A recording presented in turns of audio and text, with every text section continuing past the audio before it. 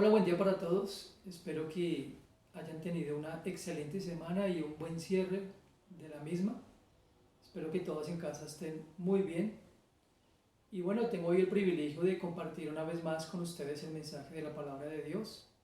Y estamos estudiando como iglesia la serie Evaluando nuestra iglesia a la luz de.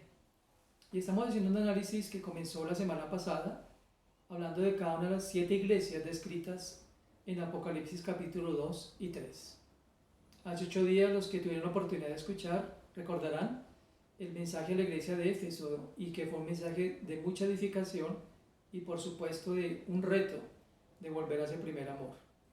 Hoy deseo compartir con ustedes el mensaje a la iglesia de Esmirna, que está en capítulo 2 versículos 8 al 11. Pero antes de leer el texto y de entrar en la explicación, acompáñame a orar, por favor. Padre, te damos gracias por esta semana que está concluyendo. Gracias por el cuidado que has tenido de cada uno de nosotros, por el ánimo que nos has dado día a día, momento a momento, a través de tu palabra y de tu Santo Espíritu. Señor, te pedimos que nos enseñes hoy, que tu palabra para nosotros sea ese bálsamo, sea ese aliciente, Señor Dios, para nuestro diario vivir. Que esta iglesia de Esmirna, Señor Dios, sea para nosotros un referente para poder vivir acorde a tu llamamiento. Gracias por todos los que tenemos el privilegio de acudir a tu palabra y de entenderla por la acción de tu Espíritu Santo. Oro para que cada uno de nosotros, Dios, seamos hoy enseñados por ella. Guíame, Señor, te lo pido en el nombre de Cristo. Amén. Muy bien, entonces entremos por favor en sus Biblias, ubíquense, como les decía, en Apocalipsis 2, versículos 8 al 11. El mensaje a Esmirna.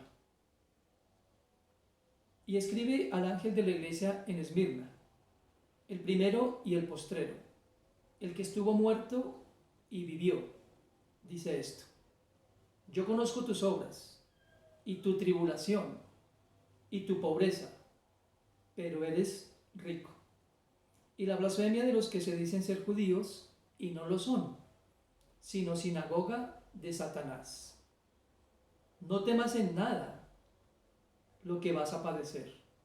He aquí, el diablo echará a algunos de vosotros en la cárcel para que seáis probados, y tendréis tribulación por 10 días. Sé fiel hasta la muerte, y yo te daré la corona de vida. El que tiene oído, oiga lo que el Espíritu dice a las iglesias. El que venciere no sufrirá daño de la segunda muerte. Esmirna, como acabamos de escuchar, al igual que Éfeso, era una de las iglesias que tenía una privilegiada ubicación en la región de Asia. Su importancia se debía básicamente a la posición que tenía geográficamente. Era un puerto de una ubicación privilegiada y una ruta directa para la mayoría de los comerciantes en Roma. Históricamente encontraron grandes monedas en la ciudad, lo que hace pensar que la ciudad como tal era una ciudad rica y próspera. En cuanto a la fundación, no se sabe a ciencia cierta cuándo fue, en qué momento, pero podemos suponer que fue fundada por el apóstol Pablo cuando estuvo predicando precisamente en Éfeso. En Hechos 19:10 se nos dice que el apóstol Pablo prolongó su estancia en Éfeso por un espacio de 2 años más, y se cree por historia que en ese periodo no solamente Éfeso y Esmirna, sino otras iglesias de Asia fueron fundadas. Esto como una forma básicamente contextual para que entendamos la ubicación y las condiciones en las cuales iba a nacer la iglesia en esta región de Asia.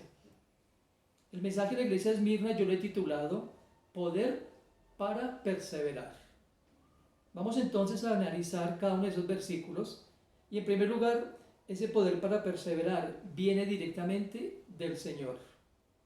Volvamos por favor al versículo 8 del capítulo 2 donde dice: escribe al ángel de la iglesia en Esmirna, el primero y el postrero, el que estuvo muerto y vivió, dice esto: yo soy el primero y el postrero. Dios se presenta utilizando esas palabras usadas en el Antiguo Testamento para decirnos que como iglesia, para nosotros como iglesia y para Esmirna como iglesia, aparte de nuestro Dios no hay ningún Dios, que este Dios en el cual hemos creído es el Dios absoluto sobre todo el universo. Es bueno saber entonces esto al entrar en un periodo de prueba, ya que saber que estamos en sus manos es una fuente infinita de consuelo que aliviará siempre nuestras heridas y que nos dará ánimo para proseguir. Y cuando dice yo soy el que estuvo muerto y vivió, el Señor les está diciendo a los de la iglesia en Esmirna y a nosotros: yo he pasado por experiencias dolorosas, yo he pasado por situaciones muy difíciles. Entonces lo que aquí está diciendo Jesús a la iglesia de Esmirna y a nosotros es que Él se identifica con nosotros porque Él tuvo sufrimiento, pero tuvo victoria sobre el sufrimiento y tuvo victoria sobre la misma muerte, algo que vamos a ver en el desarrollo de ese sermón. El énfasis que está haciendo aquí es el triunfo de la resurrección, que al fin y al cabo es compartido también por todos aquellos que creemos en Él. Cuando dice el primero y el postrero también se refiere a su eternidad. Para Esmirna era importantísimo, era vital saber que estaban en manos de un Dios eterno. Para nosotros también lo es. En el Salmo 92 la Biblia nos dice: antes que los montes fueran formados y que naciera la tierra y el mundo, desde la eternidad y hasta la eternidad, tú eres Dios. Y en Apocalipsis capítulo 1, versículo 8, dice la palabra: yo soy el alfa y la omega, dice el Señor Dios, el que es, el que era y el que ha de venir, el Todopoderoso. Cuando la Biblia habla, o cuando el Señor habla yo soy, ¿a dónde lo remontaba? A los creyentes de Esmirna, a nosotros, por supuesto, a la parte inicial de la Biblia, cuando Dios se revela a Moisés. Cuando Dios le dice a Moisés yo soy, ese término yo soy tiene una relevancia muy significativa para ellos, porque cuando Dios dice yo soy, les estaba diciendo: yo soy un Dios distinto a todos los dioses de todas las naciones. Yo soy un Dios que no fue creado por manos de hombres, ni que habita en templos hechos por manos de hombres. La declaración yo soy dice que Él es autoexistente, que es eterno, que es autosuficiente, que es autodirigido y que además es un Dios inmutable. Esta declaración también nos dice que Él está presente en todo momento.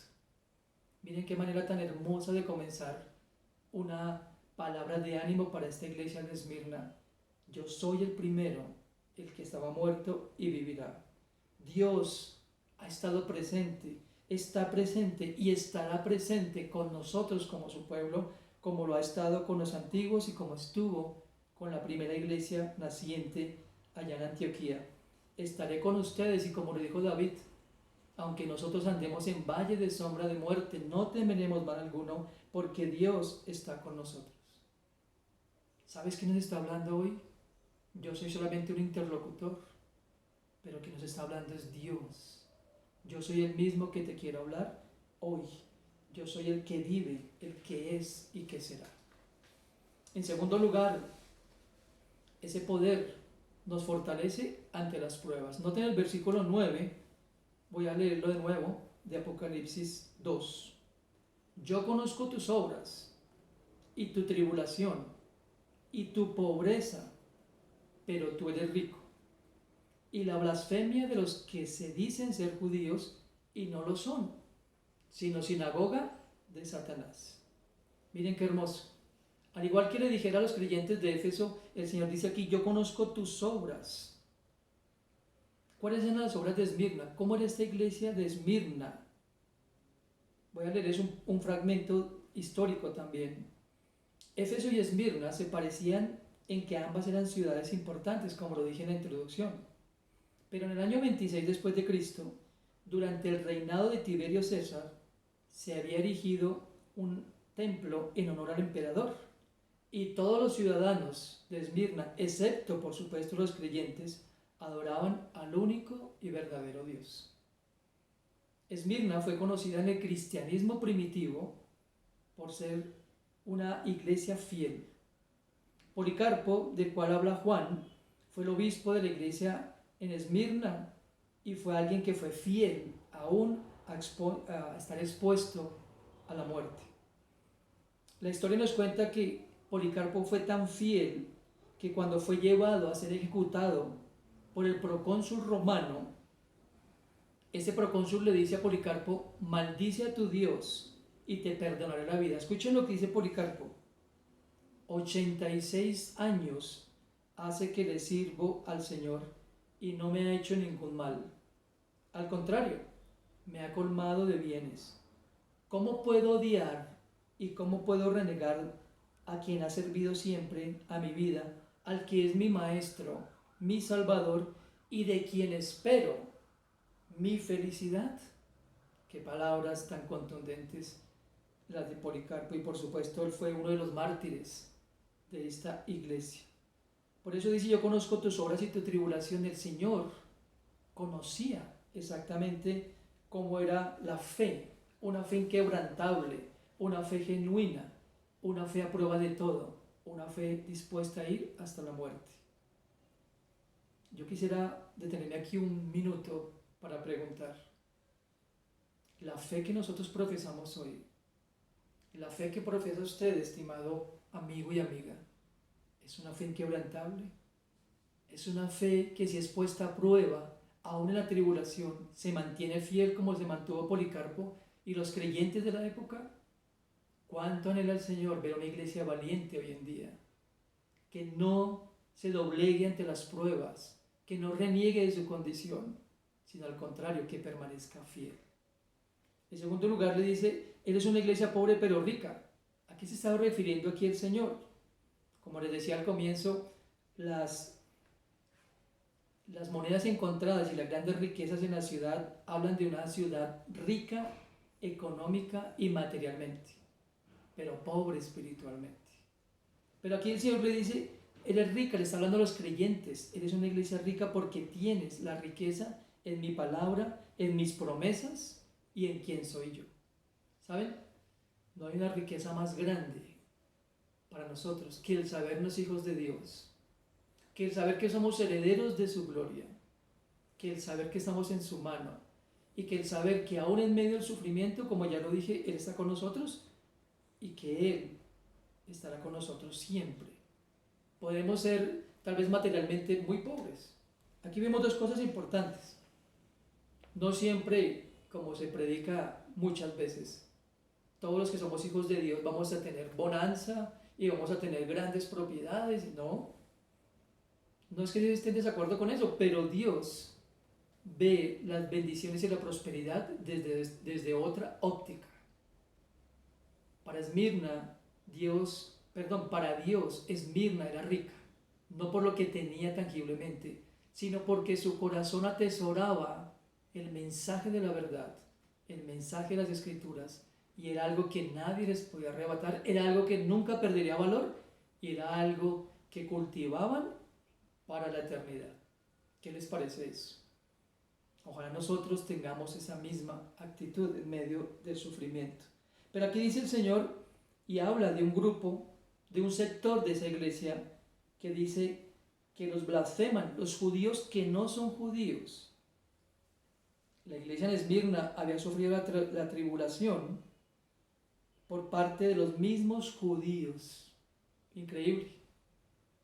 Es más, históricamente se habla que los judíos hablaban con las autoridades romanas para que no los confundieran a ellos con los cristianos, y tuvieron éxito en esa solicitud, porque Roma no perseguía a los judíos como religiosos, sino perseguía a los cristianos, a los que profesaban la fe en Cristo. Y aquí dice que ellos ni siquiera son judíos, lo eran tal vez por sangre, por linaje, pero no por la fe en Cristo. El lenguaje que aquí el Señor emplea pareciera fuerte, pero dice, es una expresión de alguien que estaba dentro de la iglesia del Señor, pero que no era pueblo de Dios. De alguien que estaba congregándose en la iglesia con los creyentes en Esmirna, pero que realmente no servían a Dios, sino que le servían, dice aquí, es fuerte tal vez, seguro para muchos es fuerte, pero aquí dice, son sinagoga de Satanás. Y es que necesitamos pensar en esto. Si nosotros no somos fieles a Dios, o mejor, si no hemos creído firmemente, fielmente, decididamente en Dios, si no estamos dispuestos a vivir y hasta padecer y sufrir por Él, entonces, ¿por quién vivimos o para quién vivimos? El Señor Jesucristo dijo claramente en su palabra: el que no es conmigo, contra mí es. Y el que no me ama a mí más que al mundo, es más amigo del mundo que de mí. En las cosas de Dios, mis amados hermanos, como lo fue para Esmirna, no hay aguas tibias, como dicen popularmente. O somos de Dios y estamos dispuestos a lo que sea, y estamos dispuestos a seguirle contra viento y marea, y contra la burla y contra la oposición, aún dentro de la misma iglesia, o simplemente seguimos nuestro camino como lo teníamos antes. Es un mensaje muy directo, porque Jesús, insisto, hacía una distinción clara entre los que verdaderamente eran creyentes y los que estaban con ellos, pero que no lo eran y que eran parte de otro grupo, aunque iban a la iglesia regularmente. Yo le quiero preguntar a usted, ¿qué tan valioso es Cristo? Ya lo dije en el punto anterior. ¿Qué tan, cómo lo digo? ¿Qué tan genuina es su fe? Es el término que quiere usar. Y lo genuino de la fe, como dice la misma palabra, solamente por Dios puede ser evaluado. No por mí, pero sí por Dios. Observe lo que le dice Pablo a Timoteo hablando de este aspecto. En 2 Timoteo capítulo 3 versículos 10 al 15, Pablo le dice a Timoteo: pero tú has seguido mi doctrina. Pero escuche: conducta, propósito, fe, longanimidad, amor, paciencia, persecuciones, padecimientos, como los que me sobrevinieron en Antioquía, en Iconio y en Listra. Escuche bien: persecuciones que he sufrido, y de todas me ha librado el Señor. Versículo 12, el énfasis lo quiero hacer en este versículo. Y también todos los que quieren vivir piadosamente en Cristo padecerán persecución. Versículo 13, mas los malos hombres y los engañadores irán de mal en peor, engañando y siendo engañados. Me encanta el verso 14, pero tú persiste en lo que has aprendido y te persuadiste, sabiendo de quién has aprendido, y que desde la niñez has sabido las sagradas escrituras, las cuales te pueden hacer sabio para la salvación por la fe que es en Cristo Jesús. Noten lo que aquí dice Pablo a Timoteo, a este joven Timoteo. Para algunos podría decir, ¿usted le diría a un joven que está comenzando en la fe y que es firme en la fe, le diría palabras como estas? Porque nos gusta escuchar de doctrina, pero ¿a cuánto nos gusta escuchar que nuestra conducta tiene que estar asociada o relacionada, o debe ser más bien equivalente con la doctrina? Pero además dice propósito, fe, longanimidad, amor, paciencia y persecuciones. ¿Sabe? Hace un momento hablaba con un consiervo, con un gran amigo, y yo le decía: hoy la gente no quiere sufrir la sana doctrina. Hoy, lastimosamente, el evangelio se ha convertido en algo cómodo y la gente no quiere escuchar de persecuciones, ni de sufrir, ni de oposición. Y muchas veces cuando reciben oposición, lo primero que hacen es o huir o simplemente apostatar de la fe, que sería lo más terrible. No ocurrió así con los de Esmirna, y Pablo les está advirtiendo a Timoteo lo mismo: permanece. Porque, verso 12, como lo dije, porque los que quieren vivir piadosamente padecerán persecución. Puede ser contradictorio para usted. Uno puede decir: Dios, pero ¿cómo así? Si te estoy siguiendo, si te estoy siendo fiel, si quiero obedecerte, ¿por qué sufro persecución? ¿Por qué sufro oposición? ¿Por qué el señalamiento viene para mí? Pues porque, como pasaba a los de Esmirna, su fe estaba siendo probada. Cuando pasamos por tribulaciones y por dificultades, nuestra fe está siendo probada, como lo fue probada en los creyentes de Esmirna, y como lo veremos al final del sermón, una fe que aprobó, una fe que calificó bien delante del Señor. En tercer lugar, ese poder nos quita el temor. Apocalipsis 2:10. No temas en nada, le dice el Señor a la iglesia, lo que vas a padecer. He aquí, el diablo echará a algunos de vosotros en la cárcel, para que seáis probados, lo que ya mencioné, y tendréis tribulación por 10 días. Sé fiel hasta la muerte, y yo te daré la corona de vida. No temas en lo que vas a padecer. Como ya lo había dicho, el temor, el sufrimiento, perdón, es parte de la vida del creyente. El Señor jamás nos hizo inmunes al sufrimiento o a las tribulaciones. Al contrario, usted bien lo recordará, Jesucristo lo dijo, en el mundo tendrán aflicción, pero confíen, porque yo ya vencí el mundo. Ahora, ¿cómo podemos vencer el temor? Porque es natural. Cuando sé que voy a sufrir y padecer, es natural que viene el temor a mi vida.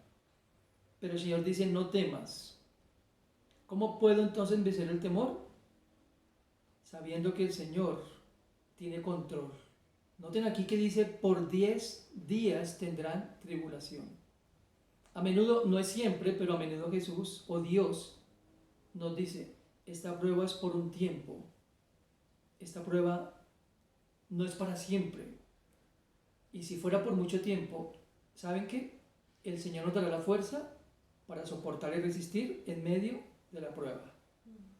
Todos los antiguos, si usted y yo leemos las Escrituras, les estudiamos desde el Antiguo hasta el Nuevo Testamento, todos los profetas, los discípulos de Cristo, el mismo Pablo, su ministerio fue rodeado y fue acompañado de sufrimiento. ¿Por qué? La razón es una sola.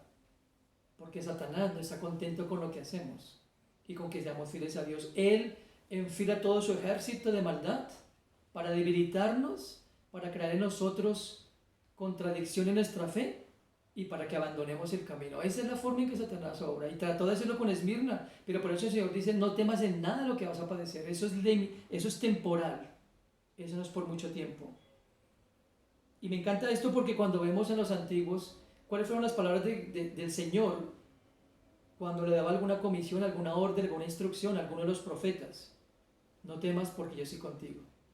Josué 1:9 dice, mi mandato es, sé fuerte y valiente, no tengas miedo ni te desanimes porque el Señor tu Dios está contigo donde quiera que tú vayas. Espectacular. ¿Eso aplica para hoy? Yo lo creo. Dios me dice a mí, sé fuerte y valiente, no temas a nada de lo que te sobrevenga. ¿Sabes por qué? Porque yo estoy contigo. Y donde quiera que vayas, donde quiera que estés, en el lugar que te encuentres, así estés solo, no estás solo, yo estoy contigo. En Isaías 35:4, la Nueva Traducción Viviente nos dice así, digan a los de corazón temeroso, miren ese versículo, siquiera anótelo ahí, o guárdelo en su mente y en su corazón, grábelo en su corazón. Digan a los de corazón temeroso, sean fuertes y no teman, porque su Dios viene para destruir a sus enemigos, viene para salvarlos. Y uno de los versículos más citados en cuanto a no temer, también en Isaías 41:10, dice, no tengas miedo, porque yo estoy contigo. No te desalientes, porque yo soy tu Dios. Te daré fuerzas y te ayudaré. Te sostendré, con mi mano derecha victoriosa. ¿Qué le parece eso? Es una promesa del Señor. No temas. Ahora dice aquí el Señor en el texto, Satanás echará a algunos de ustedes a la cárcel. Muchas personas le tienen más temor a Satanás que a Dios. Y muchas iglesias lastimosamente predican eso. Claro, no estoy diciendo que Satanás no tenga poder, el Señor mismo nos advirtió al respecto. Él dijo, oren y velen, porque su adversario el diablo anda como león rugiente buscando a quién devorar. Pero ¿sabe? Quiero recordarle algo hoy. Satanás tiene un poder limitado y condicionado, o más bien, permitido por Dios. Y solamente le cito 2 textos. Recuerde que cuando Job fue probado, Satanás fue quien incitó, entre comillas, a Dios para tentar a Job. Y el Señor le dijo, tócale, pero no toques su vida. Toca todo lo que tienes. Dios le estaba permitiendo a él.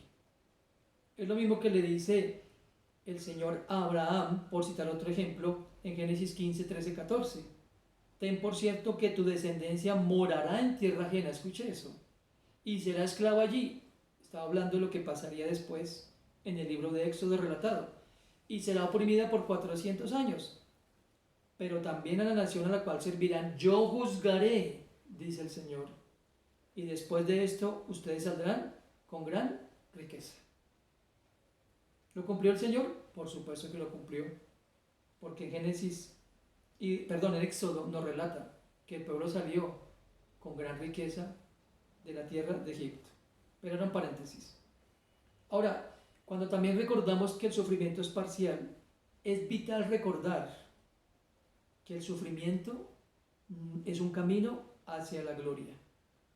Me explico. El apóstol Pablo lo dijo en Romanos 8:18. Escuche esto, por favor, y tome atenta nota de este versículo.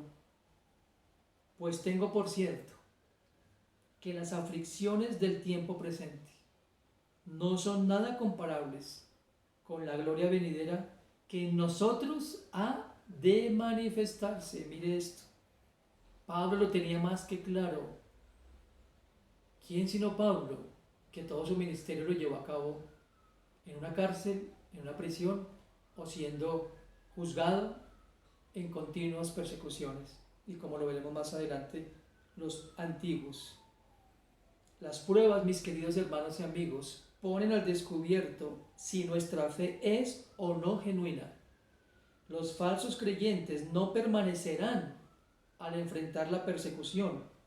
En cambio, para el verdadero creyente, la persecución, el sufrimiento, pareciera que no, pero para el verdadero creyente, esa persecución o sufrimiento fortalecen su fe y refinan su fe. Y después de esto, una vez que se ha comprobado que nuestra fe es genuina, entonces viene lo mejor, la corona de vida. La ciudad de Esmirna, como ya lo he dicho bastante, se había distinguido por su fidelidad, la ciudad. Pero del mismo modo, la iglesia de Esmirna se había destacado por su fidelidad al Señor, a pesar de su intenso sufrimiento y de pérdidas que eso les pudiera traer. Cuando hablé de la ciudad me refería, ¿no?, que eran infieles al emperador, pero la iglesia de Esmirna era fiel a su Señor. Ahora, ¿en qué consiste ser fieles hasta la muerte? Como ya lo vimos de Policarpo, no importa hasta dónde se ha probado. Usted y yo sabemos, mi querido hermano y amigo, cuál es nuestro destino eterno, preparado por Cristo para nosotros.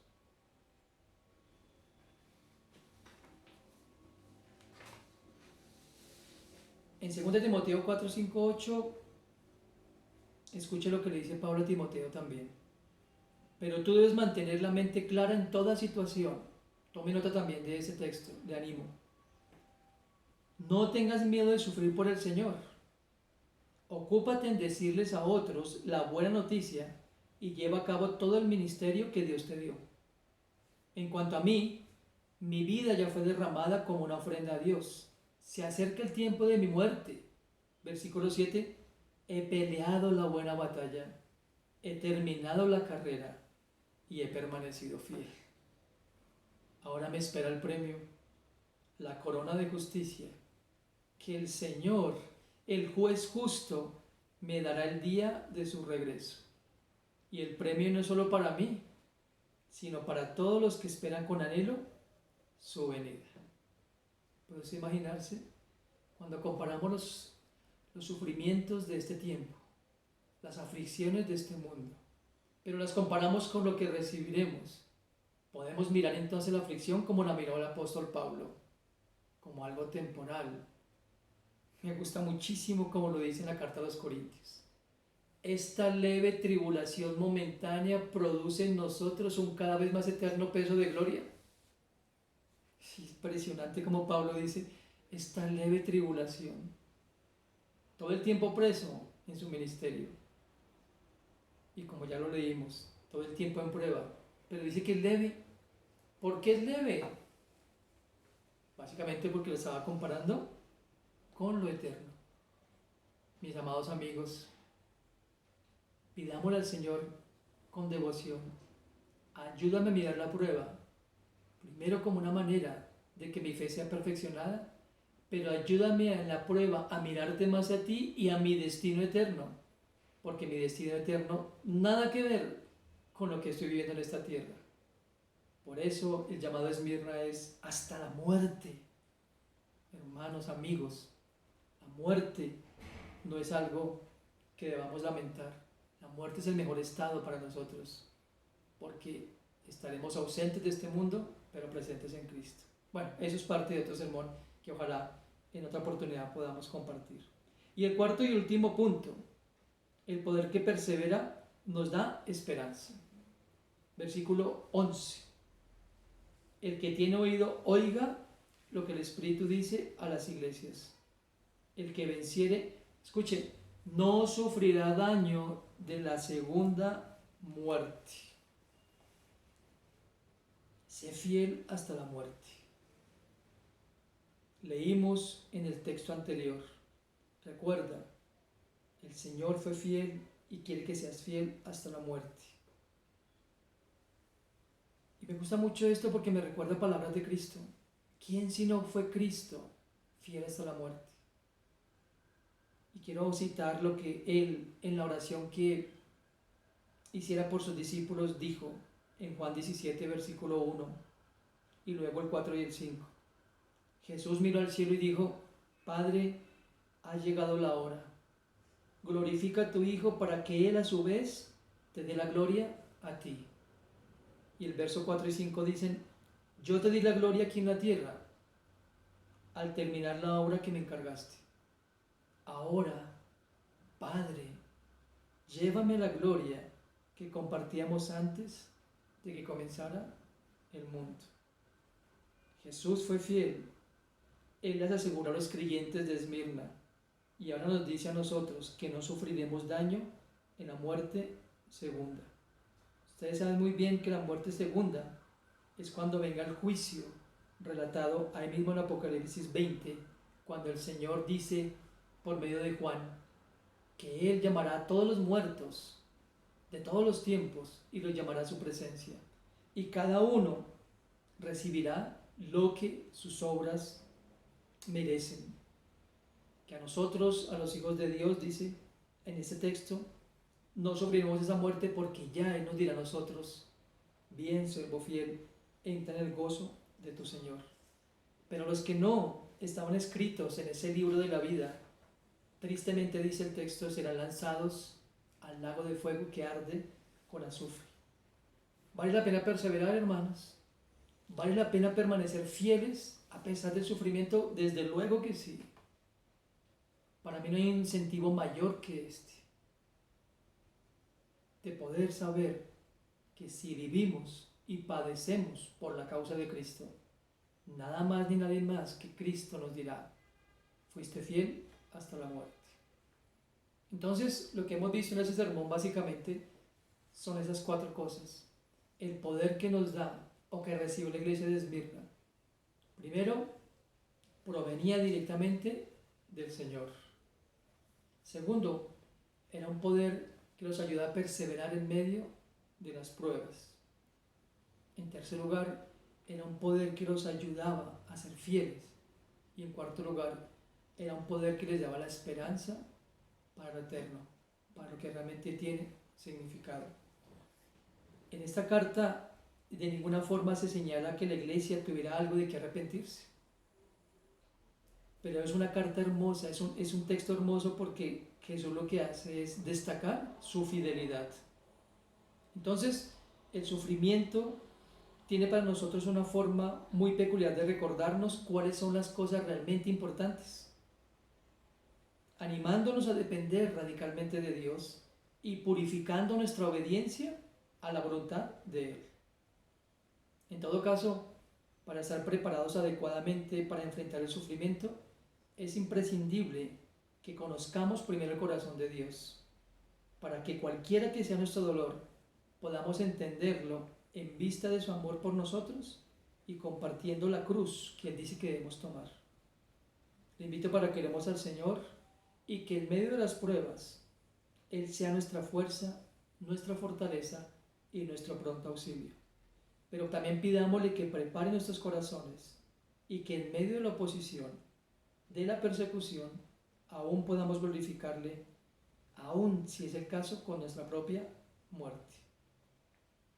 Mis queridos amigos, que nos aliente el recordar que al encontrarnos con Él cara a cara, recibiremos la corona de vida que Él ha preparado para quienes se mantienen fieles a Él. Oremos. Señor, te damos gracias por tu palabra. Gracias por este aliento que nos das. Y de este ejemplo tan maravilloso de una iglesia como Esmirna, que era una iglesia en medio de la prueba, de la tribulación, de la oposición dentro del mismo pueblo judío, pero que fue una iglesia que se mantuvo fiel. Y la razón es porque te amaban, porque te conocían, porque deseaban, Señor, verte cara a cara, así como nosotros lo deseamos. Señor, son tiempos difíciles. Son tiempos difíciles donde nuestra fe cada día es más puesta a prueba.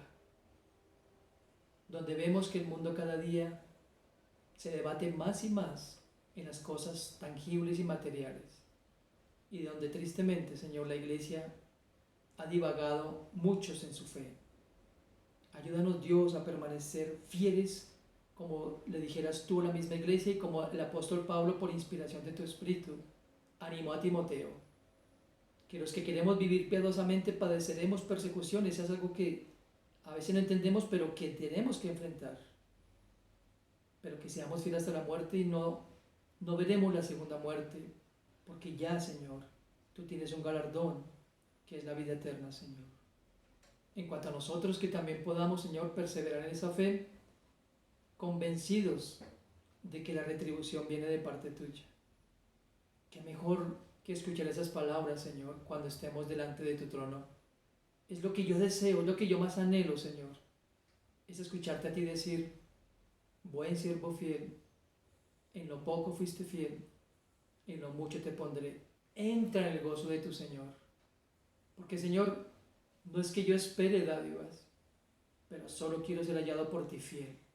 Es todo mi deseo, Señor. Y por esa razón te amo, te adoro y deseo servirte, Señor. Ayúdanos para que la iglesia de Esmirna sea un referente para nosotros. Una iglesia que aún en su pobreza económica y en todo lo que sufrió, como vimos en ese sermón, permaneció fiel. Gracias, Señor. En el nombre de Cristo. Amén. Amigos, tengan una excelente semana y espero que este mensaje, como a mí, les haya alentado a seguir hacia adelante con los ojos puestos en Cristo. Feliz semana, Dios los bendiga.